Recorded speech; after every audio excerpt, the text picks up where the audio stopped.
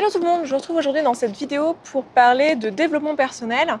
Je vais vous parler du mot ou de l'expression développement personnel, de ce qu'elle signifie, pour moi, et des choses avec lesquelles je suis pas d'accord qui se définissent comme développement personnel ou qui sont derrière ce terme. Alors, vous pouvez d'ores et déjà vous amuser à compter le nombre de fois que je vais dire développement personnel, parce qu'à mon avis, je vais le dire un certain nombre de fois.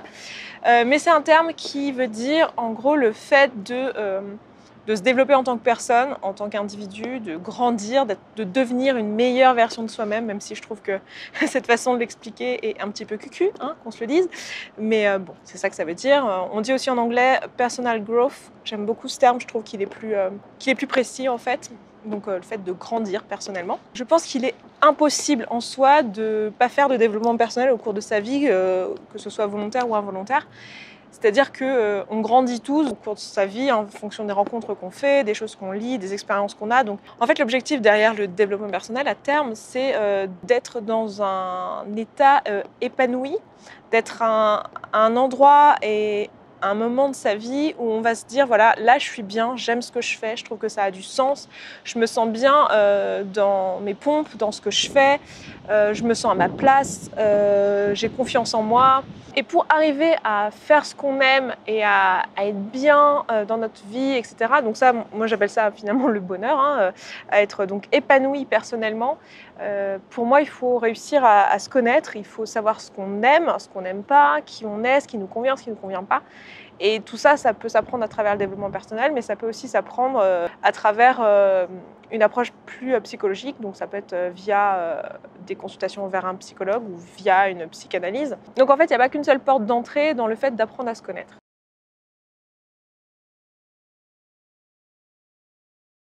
Je trouve que c'est quelque chose qu'on devrait tous faire à un moment donné, si en tout cas on aspire à avoir une vie dans laquelle on se sent bien et on est heureux.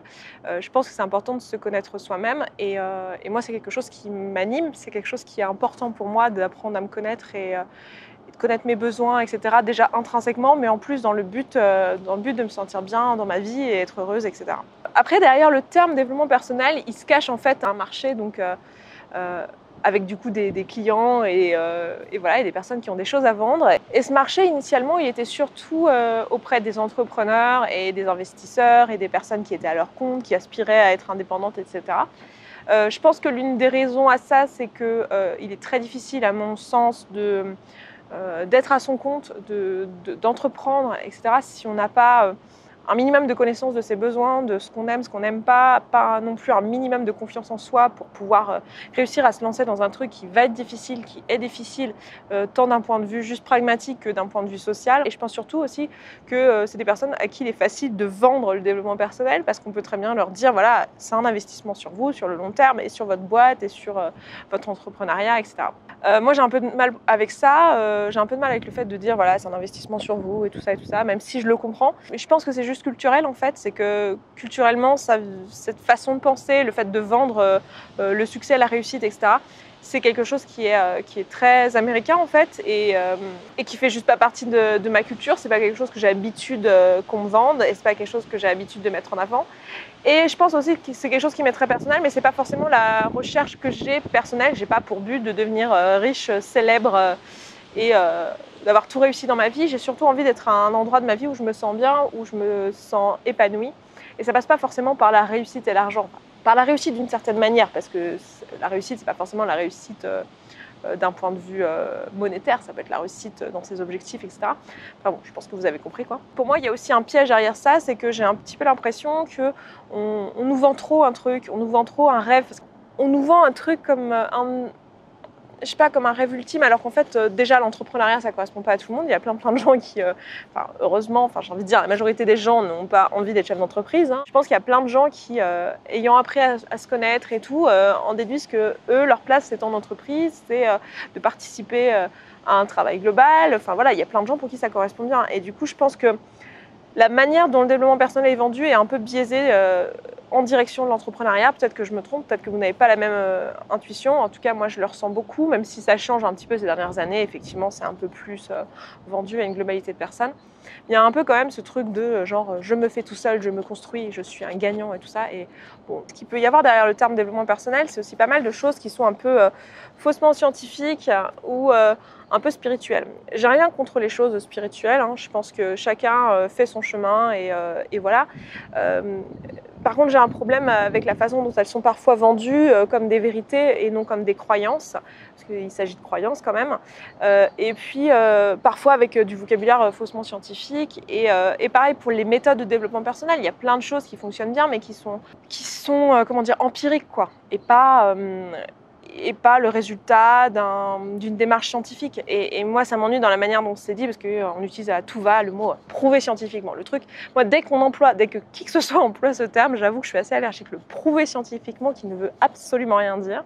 Ça me fait juste dire que la personne n'a pas compris ce qu'était une démarche scientifique, sinon elle me parlerait de la démarche scientifique et elle me dirait pas juste prouver scientifiquement. Mais bon, c'est ma propre vision des choses, hein. Évidemment, je le vis comme ça parce que les aspects scientifiques, c'est quelque chose qui me touche et que je connais un petit peu et qui m'importe, mais j'imagine que pour d'autres personnes, c'est pas le cas. Et je pense pas que forcément le fait d'avoir une démarche qui est basée sur une croyance, c'est forcément une mauvaise idée, hein. Je dis juste que j'aimerais bien que ce soit un peu plus clair, et c'est pour ça qu'il y a des aspects du développement personnel qui me gênent un petit peu. En gros, c'est ça, c'est le côté un peu trop market, un peu trop orienté entrepreneur, et le côté un peu trop spirituel et croyance, alors que bon, il y a quand même plein de choses dans le développement personnel qui relèvent ni de l'un ni de l'autre, qui sont juste des méthodes qui nous aident à nous organiser, à apprendre un peu mieux se connaître, à travailler sur soi, à se poser les bonnes questions, à gagner confiance en soi, etc. Ce qui me dérange, c'est que dans tous les cas, on nous vend un truc comme un but ultime. Moi, je pense que le développement personnel, si vous voulez, en tout cas dans ma vie, après je ne sais pas pour vous, mais moi dans ma vie, le développement personnel n'est pas un but en soi. C'est un moyen. Et moi, je me suis intéressée au développement personnel un peu par hasard. C'est grâce à vous, en fait. C'est grâce à cette chaîne. Parce que quand j'ai commencé cette chaîne, j'étais plus dans une démarche d'acceptation de mon corps, etc. Mais j'avais plus une approche très psychologique. Et ça m'avait beaucoup aidée. Et je suis très contente d'avoir orienté ma recherche de moi-même d'abord comme ça. Ça m'a permis d'être là où j'étais et de recevoir le développement personnel à un moment de ma vie où j'étais capable de le recevoir.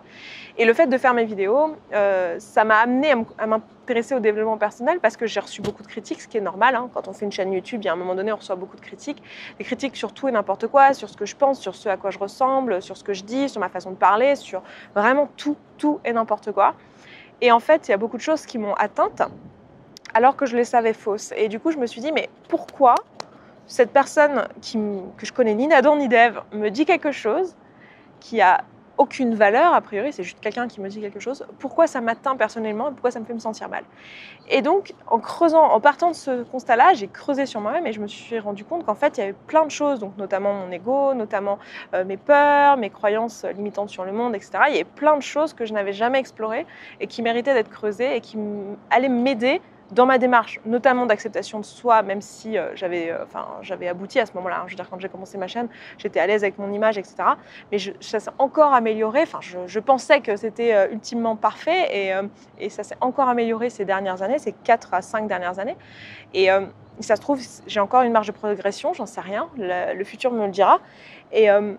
Et du coup, oui, ça m'a permis d'avancer et d'être de mieux en mieux dans ma peau et de faire des choix professionnellement qui me correspondent mieux, de faire des choix personnellement aussi qui me correspondent mieux, dans ma vie sentimentale, dans mes choix d'activités personnelles, les choses qui m'épanouissent pas, voilà. Et ça m'a beaucoup permis d'avancer et c'est pour ça que j'aime beaucoup le développement personnel. Je veux pas, cracher dans la soupe ou dire que le développement personnel, c'est mal. Voilà, c'était important pour moi en fait de vous parler de ça aussi pour que vous ayez un petit peu ma vision de la chose parce que c'est un sujet dont je vous parle très souvent et dont je compte vous parler très souvent. Et je voulais vous dire que pour moi, voilà, c'est vraiment un moyen, c'est quelque chose qui m'aide beaucoup, mais c'est pas une fin en soi.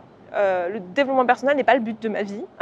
Voilà, le but de ma vie, c'est d'être heureuse, d'être épanouie, de faire des choses qui m'intéressent. Et pour moi, à un moment donné, ça passe par le développement personnel sur certains aspects, ça passe par toutes mes réflexions sur la société, sur moi-même, sur comment j'appréhende le monde, comment je le comprends, etc. Mais voilà, c'est pas une fin en soi, le développement personnel. Bref, vous avez compris, je pense. Donc voilà, je m'arrête là. Je vous dis à demain pour une prochaine vidéo du Mayday.